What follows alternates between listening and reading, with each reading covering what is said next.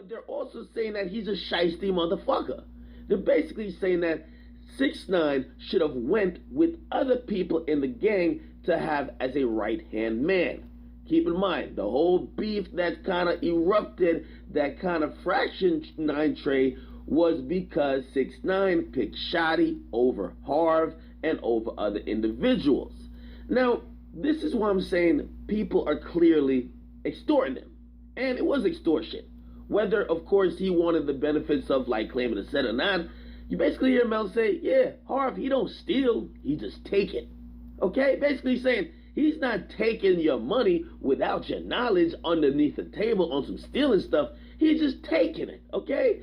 And again, when you think about where someone is just taking your earnings or taking money from you, seemingly by force or by other means, seems like what we call extortion, okay? But you could tell there was probably a mist of jealousy floating in the air, because what 6ix9ine was doing in terms of him being very close to Shotti made other people uncomfortable, or they were a little bit jealous. Why does he get to get right next to the money guy? Why it's not us? Why? Listen, I would have been me if I would have embraced somebody as weird as him and who acted like him. Again, for whatever reason that made Shotti embrace 6ix9ine, clearly it helped put him in the position that got him whatever benefits that he felt he got, okay? Now, I'm talking about cars. I'm talking about, of course, now trying to launch a brand, Treyway Entertainment. All those were the benefits of being the right-hand man of 6ix9ine. But for everybody else, they weren't just sitting there all happy. They were all saying, damn, shit, I should have been closer. Man, they brought this nigga around. I could have been the one who was doing all of that. Again, it's interesting not how they're talking about 6ix9ine, because it's clear that nobody respected 6ix9ine from the jump. But the way how they're talking to Shotti, keep in mind, Mel Murder was just on a goddamn wiretap with Shotti before, kind of discussing plans on how to deal with 6ix9ine.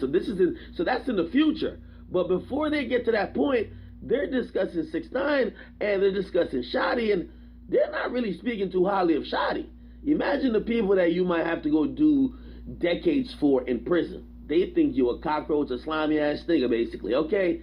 Again, if this is how you're being discussed, if this is how these conversations are going, are you willing to put your life and your freedom and, to be honest, the possibility of decades on the line because of these guys, when these conversations don't seem to be on the up and up, okay? Again, is there a code, an honor among thieves? Because people keep telling me there's a street code. And again, I'm not in the street, so I'm just asking questions. Because if a dude is in the streets where you have to do all type of grimy things, why, when it comes to saving your own ass when you get caught, you then want to prioritize other people or not throw people under the bus?